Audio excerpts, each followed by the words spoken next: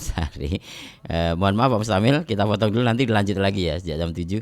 Kita mau bicara terkait dengan dinilai tidak efektif KPK diminta dibubarkan. Saya akan sapa dulu beliau, Pak Ferry Amsari ini. Beliau adalah aktivis anti korupsi. Assalamualaikum Pak Ferry. Waalaikumsalam Pak Saiful. Alhamdulillah. Kabar baik pagi ini Pak Ferry. Sehat ya? Alhamdulillah. Ya, Ini posisi di mana Pak? sedang di Jakarta Pak. Oh, masih di Jakarta. Oke. Ini pagi sejak jam 7 kita kan bincang-bincang dari para pendengar nih terkait dengan ungkapan Megawati bahwa KPK dinilai tidak efektif, kemudian ia meminta untuk KPK ini dibubarkan kepada Jokowi. Nah, ini gimana nih Pak Ferry? Kalau jenengan menyatakan kan bahwa ungkapan dari Megawati ini, nah Anda nggak sepakat gitu. Nah, ini gimana Pak Ferry? Ya, pertama pernyataan Megawati itu kontradiktif dengan berbagai hal ya. Satu, yang membuat KPK tidak efektif itu siapa? Misalnya KPK tidak efektif karena pimpinannya tidak maksimal bekerja, tidak paham hukum, melanggar etik dan berbagai hal gitu ya. Itu yang milih pimpinan KPK sekarang siapa?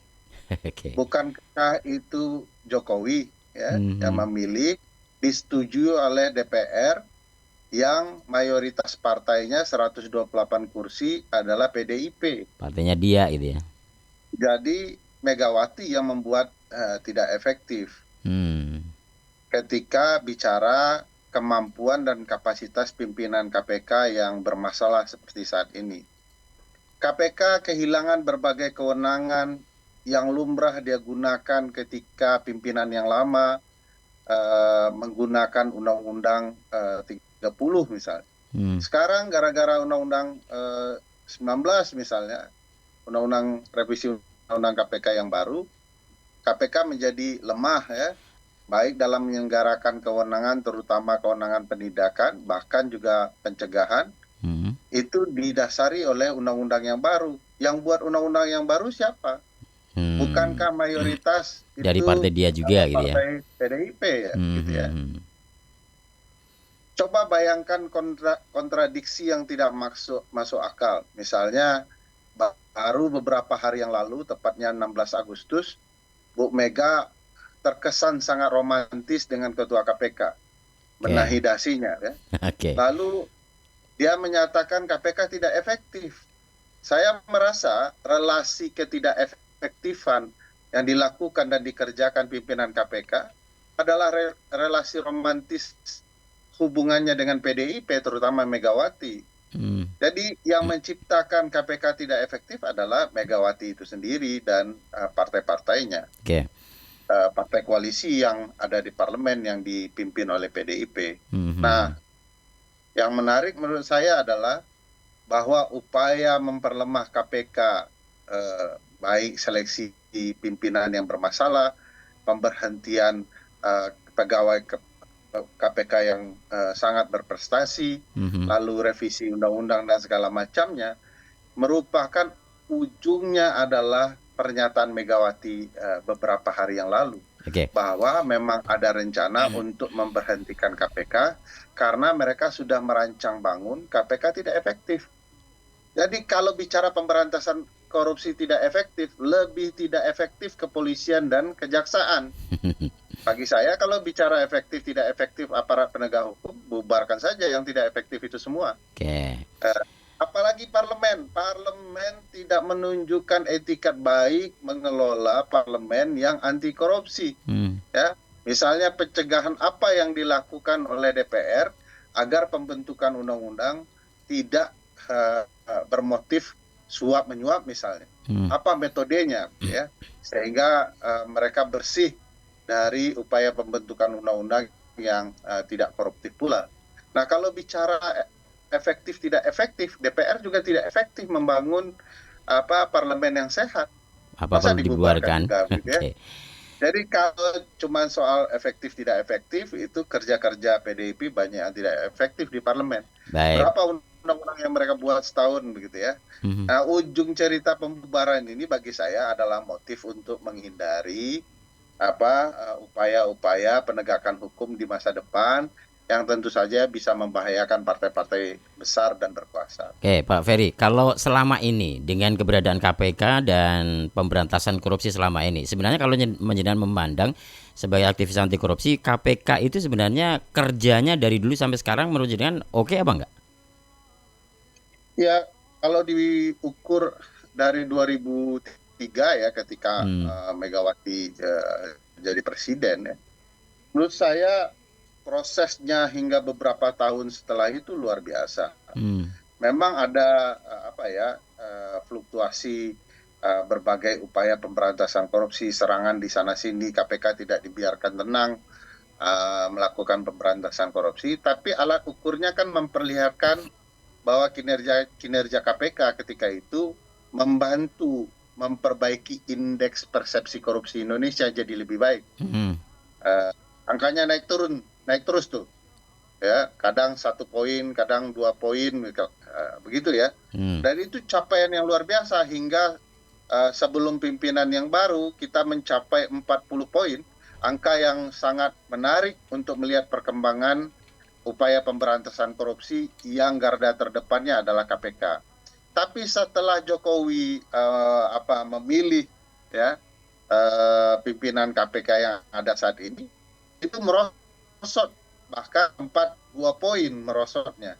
Dan sekarang kita jatuh sama hampir 10 tahun Jokowi ke 6 poin ya. Dari 40 menjadi 34. Itu artinya kita masuk zona paling korup di wilayah Asia dan muka bumi. Jadi di bawah kepemimpinan. Atau ini yang menyebabkan KPK mengatakan bahwa kemudian KPK tidak efektif sehingga hari-hari ini harus dibubarkan. Ya, yang membuat sekali lagi ya, yang membuat KPK tidak efektif termasuk mereka ya sebagai garda depan pemberantasan korupsi dan IPK kita, indeks persepsi korupsi kita turun 6 poin. Ya pemerintah juga, ya DPR juga, mereka yang memilih pimpinan-pimpinan KPK, mereka yang merusak undang-undangnya, lalu mereka pula yang mengatakan KPK tidak efektif dan berniat untuk membubarkan. Jadi memang tujuannya memang ingin membubarkan KPK supaya mereka selamat begitu ya. Oke. Agar mereka selamat ya. Nah, kemudian apa yang harus dilakukan ini dengan usulan dari Megawati seperti ini? Jenengan tidak sepakat. KPK harus seperti apa kan ini, Pak Ferry? KPK kalau dikembalikan ke undang-undang yang lama, dihapuskan undang-undang yang baru, menurut saya cukup efektif ya, dengan syarat pimpinan KPK memang berintegritas, memang paham pemberantasan korupsi. Rata-rata pimpinan KPK ini bermasalah secara etis, sehingga kemudian oleh DPR itu jadi upaya mereka untuk menyandera pimpinan KPK dan KPK itu sendiri. Maka ini sudah setali 3 uang ya antara partai yang berkuasa dengan pimpinan KPK yang tujuannya ya itu untuk membubarkan KPK. Setelah ini jangan-jangan Pak Firly yang sendiri yang menyatakan bahwa KPK tidak efektif. Harus dibubarin karena jangan-jangan waktu membenahi dasi itu Mega berbisik ya. Sudahlah kita mulai isu pembubaran KPK. Nah, apa yang harus dilakukan sederhana, kembalikan KPK kepada marwahnya melalui penghapusan pencabutan Undang-Undang 19 tentang perubahan KPK itu, lalu seleksi pimpinan KPK yang terbaik saat ini juga, karena pimpinan hari ini akan berakhir tanggal bulan November nanti. Putusan MK nomor 112 kalau dibaca baik-baik tidak ada yang menyatakan perpanjangan pimpinan KPK saat ini. Dia hanya berubah konsep 4 tahun menjadi 5 tahun.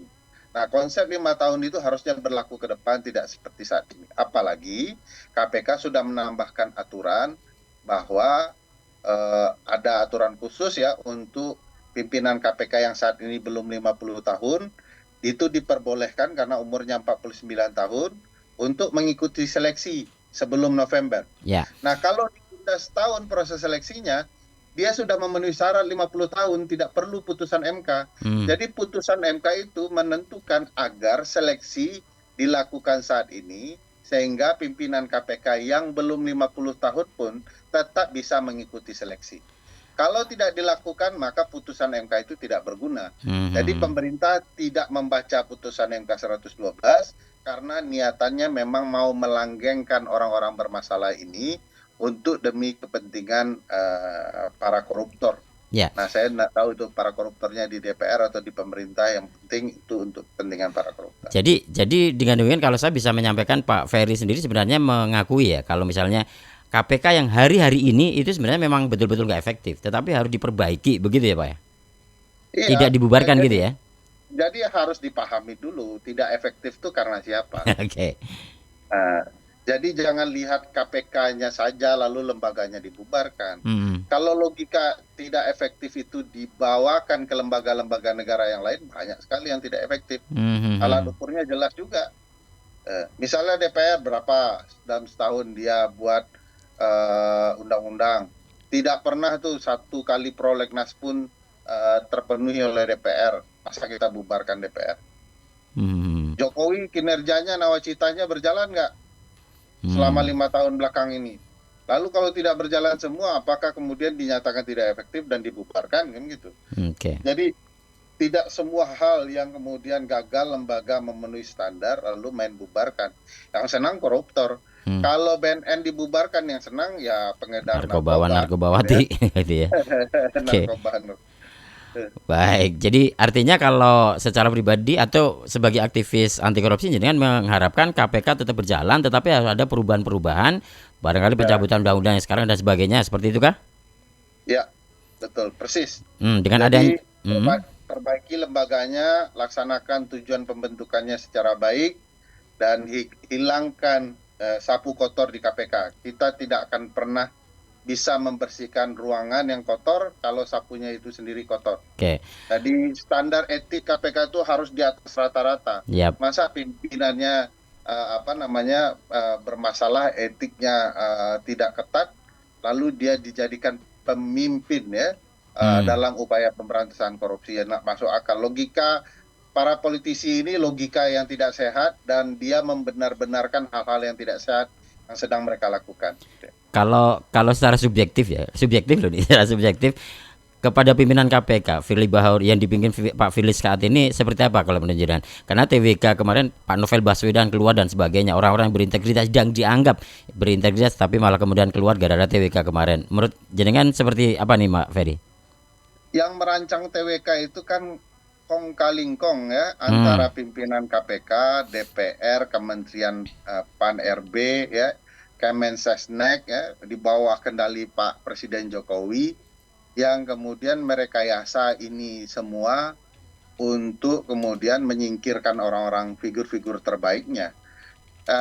Di bawah Firly Bahuri kita tahu proses standar etik KPK itu menurun. Hari ini misalnya KPK membuka ruang agar mereka bisa kalau ke daerah-daerah itu dilayani oleh pemerintahan daerah. Dulu KPK nggak pernah begitu. KPK itu dianggap seperti jelangkung, datang tidak diundang, pulang tidak diantar, gitu ya. Tidak pernah ada pelayanan khusus untuk pimpinan dan pegawai KPK. Pegawai KPK itu standar etiknya luar biasa tinggi, di atas rata-rata. Kalau diundang dia tidak minum, tidak makan dari orang yang mengundangnya. Bayangkan itu. Nah sekarang coba lihat. Kalau pimpinan KPK datang dilayani, diantar, ada full ridernya, ada makan siang bersamanya dan lain-lain. Bagi saya standar etik KPK sudah turun. Kalau standar etiknya sudah turun, orang tidak akan melihat KPK itu ada marwahnya. Apalagi kalau kita bicara upaya pemberantasan, pencegahan korupsi, nggak ada yang bisa dilihat dari Pak Firly. Coba bayangkan itu.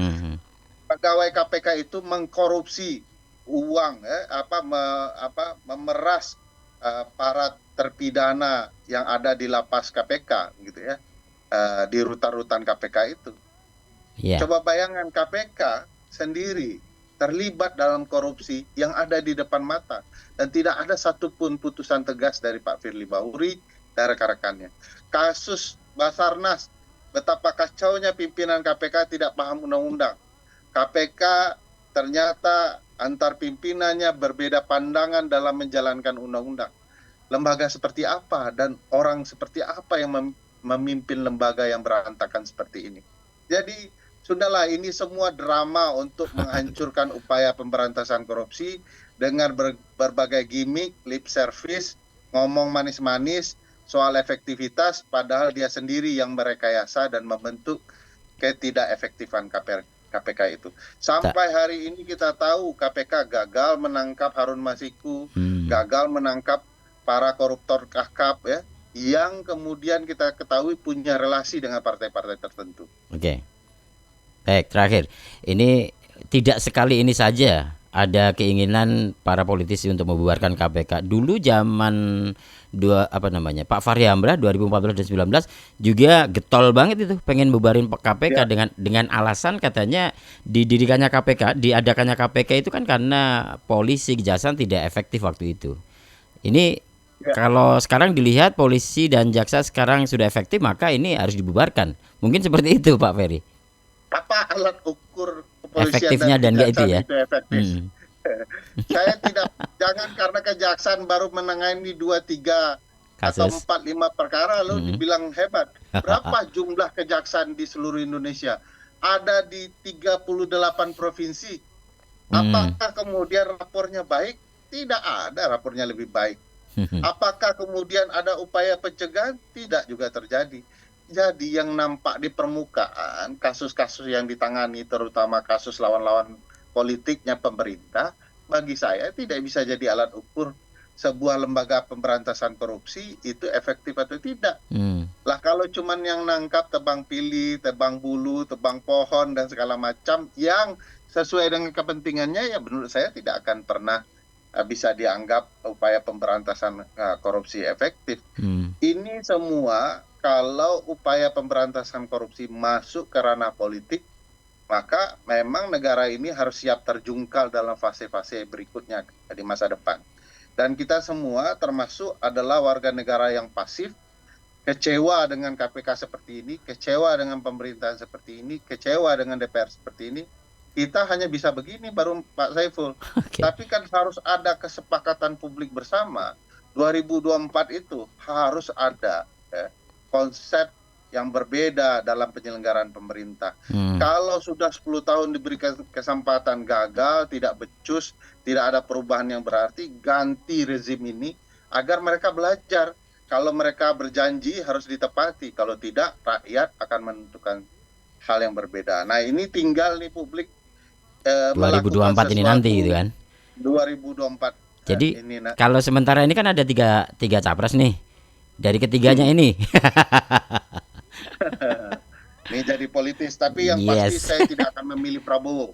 Oh gitu. Bagi saya catatan sejarahnya sudah cukup ya untuk menyatakan dia tidak patut dan tidak layak menjadi presiden. Berarti soal siapa yang lain kita lihatlah catatan, track record dan segala macamnya yang akan menentukan kita bersikap bersama-sama bahwa harus ada politisi ini dikasih pembelajaran. Jangan enak-enak saja dapat 5 tahun sekali kekuasaan, mereka habiskan isi republik ini, bumi kekayaan alam yang ada terkandung di dalamnya untuk sebesar-besarnya kemakmuran mereka. Nah, sudah diberi kekuasaan, mau kaya, mau segala macam, tidak memberikan arti lagi kepada masyarakat luas. Baik, Prabowo sudah enggak. Sekarang ini Firly Bahuri di zamannya Jokowi. Berarti masih ada satu lagi. Ini apa ya cacatnya ya? Oke, nggak usah kita bahas lagi nih, yang lain aja. Pak Ferry, terima kasih pagi ini sudah saya ganggu waktunya Pak Ferry. Mohon maaf, lain kesempatan mudah-mudahan bisa berbincang lebih banyak lagi dengan pendengar kita Pak. Baik, terima kasih Pak Ferry Amsari. Assalamualaikum warahmatullahi wabarakatuh. Waalaikumsalam warahmatullahi wabarakatuh. Pendengar, demikian Pak Ferry Amsari, beliau adalah